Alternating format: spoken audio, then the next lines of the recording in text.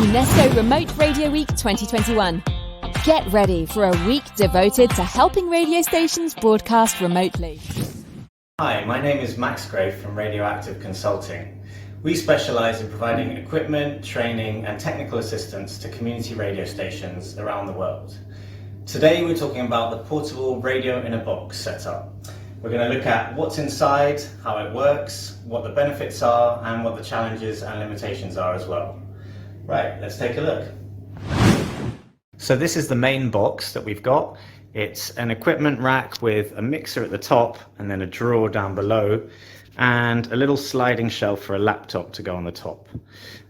So let's start with having a look at the mixer. We've got a 5-channel mixer which allows you to plug in a laptop, a phone, 2 mics, and you could plug in another thing on this side, for example another phone or a CD player, something like that. And we've got a 3rd mic input as well. Then the laptop sits up here and it's got software for broadcasting. It's got Zara Radio and it's got Audacity and also software for streaming as well. So let's have a look. We've got the mic there and then we've got 3 sets of headphones, and then we've got the drawer here which has in it extra mic stands, laptop mouse, the stuff you need for putting up the antennas up, and cables and bits and bobs, and also this radio here which allows you to tune into your station and make sure you're sounding loud and clear, or if you want to relay something from another station you can plug in this radio directly into the mixer and say relay the news, for example.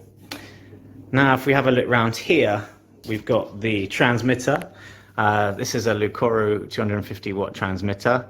It's got a built-in RDS encoder and audio processor, and that can be plugged into this mixer box up to 10 meters away, because we've got a roll of cable there that can give you up to 10 meters away, which is good because these fans can be quite noisy, so it's good to have them in separate boxes. Then down here we've got our antenna cable case. This is the protective case. Here's the antenna down here, and then we've got 35 meters of cable as well. And so yeah, that's the radio in a box. And now let's have a look and talk about what the advantages are of using this system and what are the limitations and challenges as well. UNESCO Remote Radio Week 2021. So let's talk a bit about why you might use a system like this. Well, it's easy to transport, easy to pack up if you need to pack up in a hurry, and it's pretty easy to set up and operate as well. It's fairly low cost, although it could be slightly lower in cost. If you really wanted to, you could go for a simpler mixer, a smaller transmitter, and maybe fewer mics as well.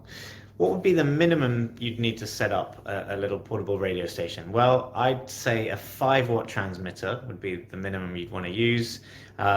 You'd need a small mixer, at least 1 mic, and then a phone, a smartphone with your audio content on it, and also if you want to be able to make phone calls on the air, that's key. And then you need your antenna. So those are the key minimum requirements you need for something like this. And what else do you need that's not provided in this setup? Well, you need a power source, so that could be the grid or a generator or solar or wind.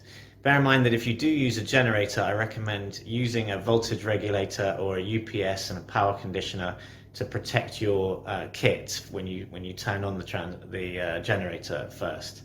Apart from a power source, you'll also need a studio location where you can broadcast from, and you'll need a tall pole or a tower or mast to put your antennas on.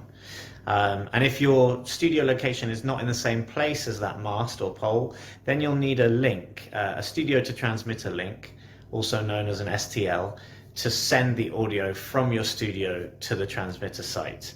That can be done via audio over IP, using a data link such as a Ubiquiti nano beam, something like that, or it could be using a VHF link, also known as a radio link, and those are both things that we can supply. We can also supply a telescopic mast. We've got one that starts 3 meters long for transport and then can extend up to 15 meters as well. Beyond that, the antennas tend to be too heavy and it can sort of sway to the side. So ideally the best thing to do is look for a local mast you can use, but a telescopic mast does mean that you can move the whole operation quite quickly if needed. What else is there?